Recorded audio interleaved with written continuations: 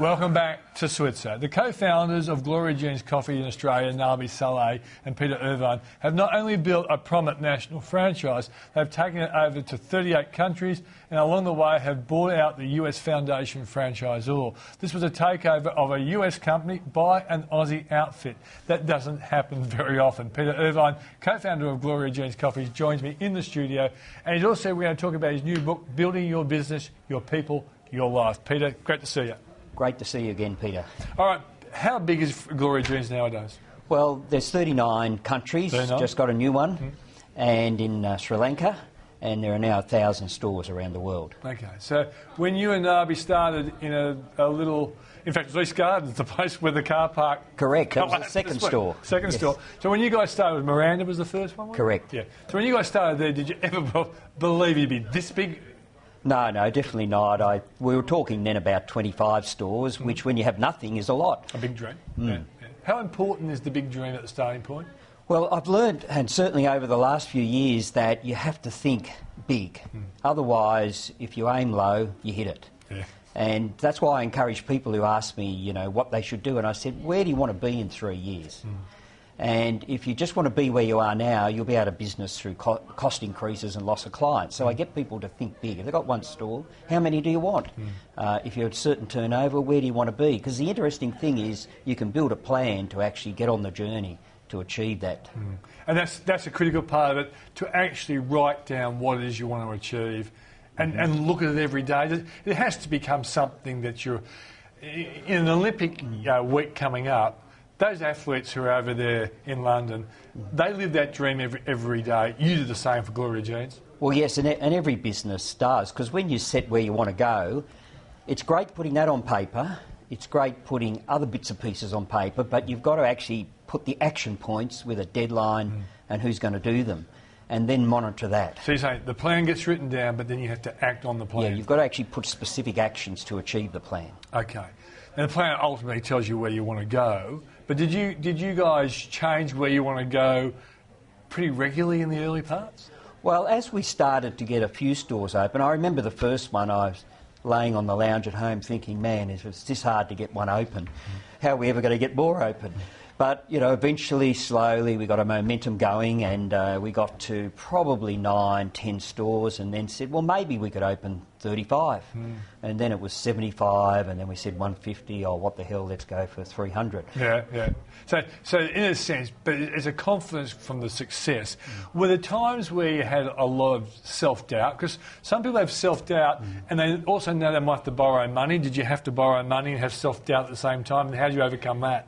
Well, correct. Yeah, yes, we had to borrow money, and then you got to start paying it back. And so it's terrible that that's right. Back, isn't it? You think they would sort of let you keep it. That's right. Yeah, but how did you overcome the fear and anxiety of that hurdle? Self-doubt, needing to borrow money. Was it the success of the business so far that, in a sense, the goods outweighed the bads? Yes, I think you've got to get good input and you've got to get encouragement. It's easy to get all the negative input and stay around negative people, then they'll drag you down there. But when you get people that encourage you and they tell you, wow, this is looking good, and look at the opportunities that are there. And my wife was good at encouraging me, saying, you know, don't get down, remember where we're going with this vision. And if you go back to where your vision is, then that gets you back on track. Because too many people in this tough time, recession, they ditch their vision and they start going around in circles rather than focused on where they want to go. Did you surround yourself with great people? I know a lot of people I've talked to who have been successful like you guys always say having great people there, like great lawyers, great accountants, great advisors. And in your case, you were the marketing guy and Nabi was the coffee guy. Correct, yes. So in a sense, together you formed strengths in your relative strength. Was that important to have key people strong where you might have been weak?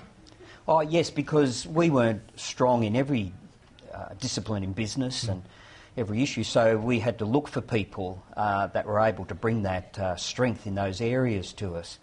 I mean, we could have spent a lot of time and money trying to improve those strengths, but they're people that are good in various areas. That's in training, that's in store design, you know, that is in opening stores, in merchandising. I mean, we could fumble around, but you bring the right people in and it makes a difference to the business. One of the things in your book, you say, a good chapter, says, stay teachable. Was that something that you learned on the job, that you couldn't be old-fashioned Peter Irvine who knows what he knows? You had to grow, you had to have a self-improvement plan? Yeah, you have to stretch and enlarge. And I came across some research not long ago that said at 67 years of age, most people, I'm not quite there yet, but at 67 years of age, most people have nothing new to say. But I worked out at 20, 30 and 40 and 50, most people, and I was one of them. Yeah. And I realised I had to start asking questions and start reading and listening and observing and taking notes and start to apply it. It's fine listening and reading and watching, but you've got to apply what you're learning. Okay. What about the idea of understanding customers? When I read Steve Jobs' book, you quickly realised Wozniak was the engineering genius, but Jobs understood customers, and that's why we've got iTunes, iPods, iPads, Apple TV. People want what he produced. What did you learn about customers? Because when you started, you were a marketing guy, or you're an advertising guy, weren't you, from George Pat's? No, DDB. DDB, okay. So you're an advertising guy, and what did you learn about customers in a coffee shop? Well, I was always taught that the customer is always right. Then I discovered they're not. We need to exceed their expectation. Because they don't always know exactly what they want. And if we can exceed their expectation, we create a loyal customer. And so how did you actually research your customers? Did you do it at the coalface, in the coffee shops? Yeah, I spend a lot of time, and I still visit stores as I move around the country speaking. I go to the stores locally, and I'm listening to customers, and I'm observing and watching how they're interacting within the store, what they look at, what they want, what pleases them.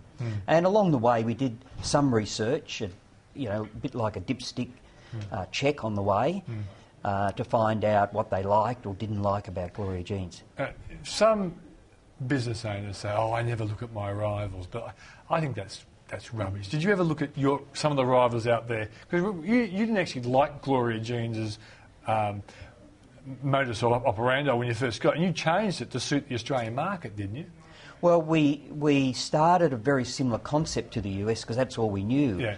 But we soon realised that the product was great, but the way they did it was flawed because it was a coffee tea gift store and there's a limited business in that area. So we found out what the specialty coffee market was, and in fact we hired our first serious staff member was from the US, who we had a lot of respect for, and came to Australia, worked with us, and he brought a lot of good knowledge. He'd worked in like a Starbucks or one of those sort of companies? Well, he worked in Gloria Jeans there at the time, but he had worked in other businesses, and he was keeping a good tab on what the specialty coffee market is what you see today, where people socialise and mix and enjoy the time there. So are you going to admit to me that you actually did look at other businesses and say, that's a good idea, we'll do that better, but we'll take that idea? Well, you're correct, you do look at other business and look for ideas and try and better them, but actually it was, what is the specialty coffee market? And it wasn't a coffee tea gift store. No, definitely not. Now, another chapter here is build healthy relationships.